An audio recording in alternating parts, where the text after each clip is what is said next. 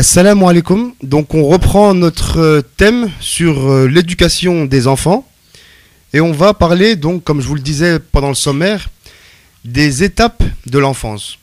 Donc est-ce que vous pouvez nous parler de la première étape pour commencer, nous préciser de quand à quand est-ce qu'elle a lieu et puis ce qu'elle implique. Oui, salam alaikum à tous nos auditrices et auditeurs. Concernant la question par rapport aux étapes de la première enfance, donc elle commence de la naissance, on veut dire, aux 6 à 7 premières années. Donc l'islam, on sait qu'il accorde une importance à cette étape en la qualifiant d'étape du jeu. Donc pendant cette période, l'enfant il va jouer et nous devons tout faire pour satisfaire ses envies. Donc on sait maintenant à travers des études scientifiques que le développement mental de l'enfant est tel que si on l'éduque de manière sérieuse, eh bien ça n'aura pas d'effet sur lui. Donc il faut un certain degré de maturité qu'il n'a pas encore. Donc on sait que pendant cette période, il faut jouer avec l'enfant, tisser un amour pour que l'enfant aime ses parents. Donc l'enfant il a donc besoin d'attention et d'affection. Et à ce propos, le prophète de l'islam, sur lui la grâce et la paix, il nous dit « Laisse ton enfant jouer pendant les 7 premières années, éduque-le pendant les 7 années suivantes et oblige-le pendant les 7 années qui suivent. » Il nous dit par ailleurs aussi « L'enfant est maître durant 7 ans et esclave durant 7 ans. » Donc à travers ces propos, on comprend que l'enfant est donc qualifié de maître. On ne lui demande rien durant cette période. Il a besoin d'exercer ses activités avec une certaine liberté et surtout sans restriction. Mais l'imam Ja'far as-Sadiq, sur lui l'appelle le 6e imam des musulmans, il nous dit « Lorsque l'enfant atteint l'âge de 3 ans, on lui répète 7 fois la formule « La ilaha illallah » il n'y a de Dieu que Allah, et on lui laisse jusqu'à ce qu'il ait 3 ans, 7 mois et 20 jours, et on lui dit 7 fois « Muhammadan Rasulullah » Muhammad est le messager de Dieu. Et on le laisse encore jusqu'à ce qu'il complète les 4 ans pour lui dire 7 fois Allahumma salli ala Muhammadin wa ali Muhammad, qui veut dire ô Dieu, prie sur Muhammad et sur les membres de la famille de Muhammad. Puis on le laisse jusqu'à ce qu'il achève ses 5 ans et on lui demande laquelle est ta main droite et laquelle est ta main gauche. S'il répond correctement, on doit l'orienter vers la direction de la Qibla, c'est-à-dire la direction de la Mecque, et on lui dit prosterne-toi. Puis on le laisse jusqu'à ce qu'il vienne au terme de ses 6 ans et on lui apprend comment prier, comment s'agenouiller et comment se prosterner. Et ce, jusqu'à l'âge de 7 ans. Lorsqu'il aura complété ses 7 ans, on lui dit « Lave-toi le visage et les paumes des mains ». S'il le fait, on lui dit « Fais la prière ». Et ce, jusqu'à ce qu'il atteigne l'âge de 9 ans. Et où on lui apprend à faire la prière et l'ablution, tout en prévoyant le cas échéant une punition s'il les néglige. D'accord, donc là c'est une description et même une explication des différentes choses à faire selon les étapes, à 5 ans, 6 ans, etc.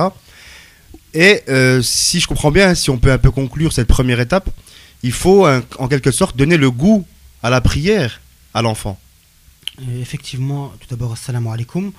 Donc, on remarque plusieurs choses sur ce que vient de nous dire Mohamed.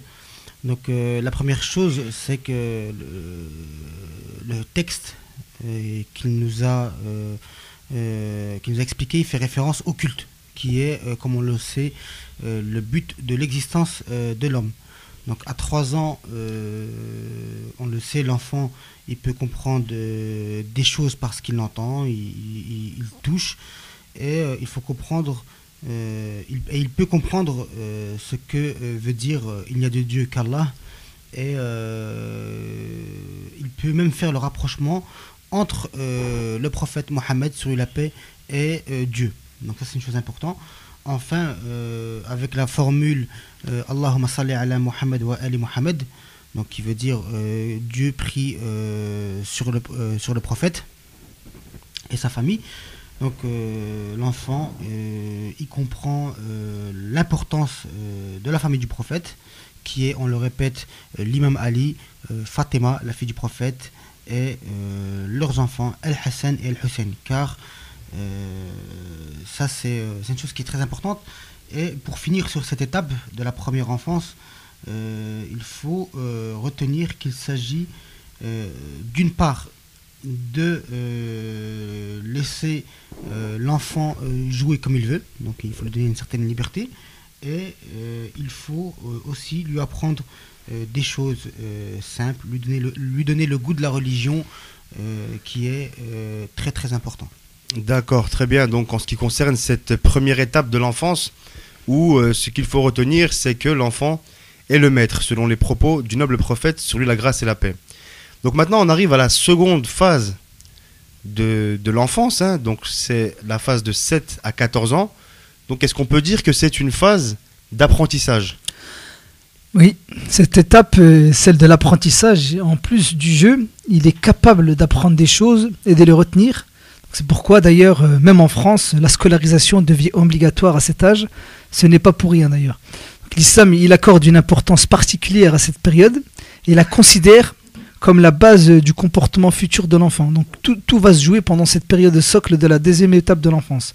C'est pendant cette période-là que tout se joue. Donc l'imam Ali, sur la paix, en parlant de l'enfant, il nous dit « Et oblige-le pendant 7 ans, s'il réussit, c'est parfait, autrement, il ne vaudra rien. » Donc l'expression, quand on dit « il ne vaudra rien », bien sûr, ça indique que si la formation ou l'éducation ne réussit pas, donc c'est à lui de faire acquérir le comportement positif, sa réforme sera quasi impossible. Donc quand il dit cela, c'est pour attirer notre attention sur l'importance capitale de cette période.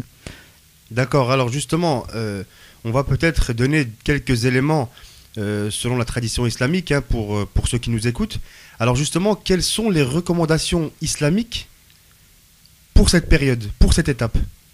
Le prophète Mohammed, sur lui la paix, il nous a donné pas mal de recommandations en ce qui concerne cette étape. Donc on va en donner quelques-unes. Donc il nous dit, un père doit enseigner à son fils le livre de Dieu, c'est-à-dire le Coran, le purifier et lui apprendre la natation. Donc l'imam Ali, lui, il ajoute, le fils a 3 droits sur son père, lequel doit lui choisir un bon nom, lui apprendre à écrire et le marier lorsqu'il devient majeur. Donc ces paroles, en fait, elles font référence à l'apprentissage, c'est-à-dire l'écriture et la lecture.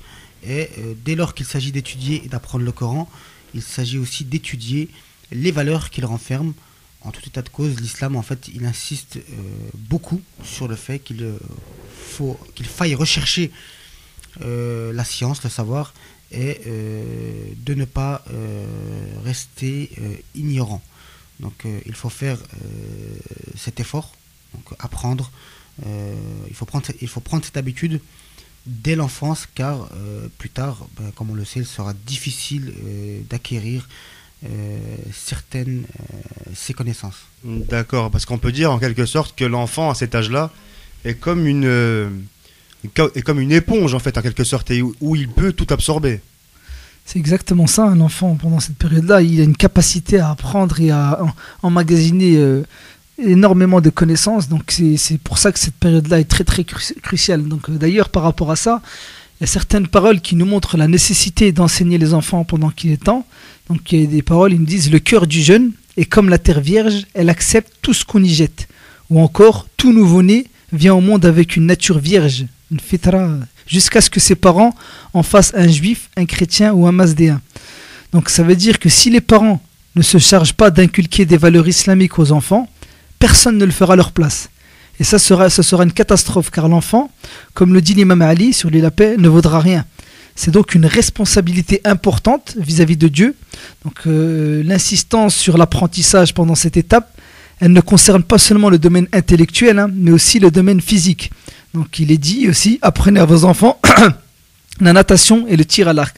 Donc on voit bien que l'islam, c'est vraiment complet. Il englobe à la fois le spirituel, le physique, et c'est pour avoir un jeune, un futur adulte sain dans un corps sain, j'ai envie de dire. D'accord, très bien.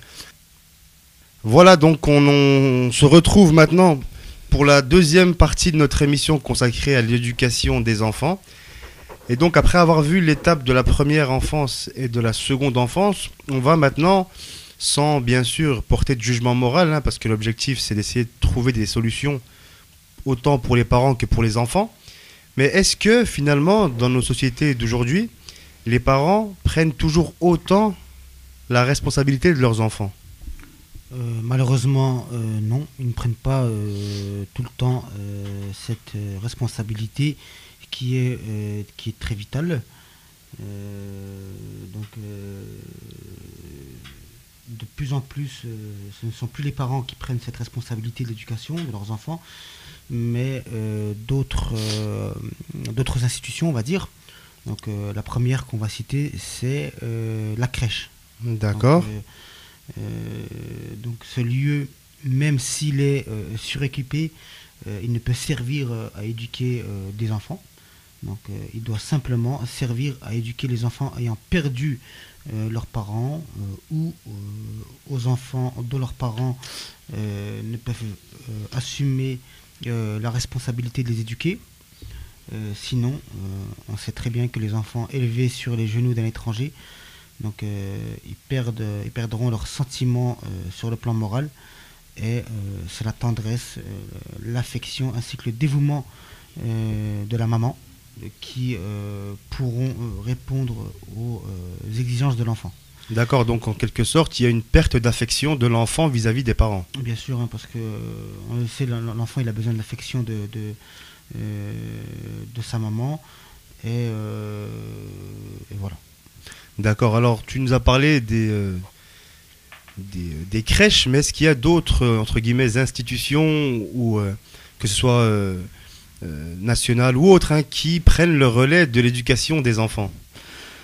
En partie. En partie, maintenant, on sait très très bien que la télévision a une grande influence non seulement sur les enfants, mais aussi sur les adultes. Donc il est reconnu aujourd'hui que les enfants sont influencés dans leur façon de penser à cause du temps qu'ils passent devant la télé. Hein.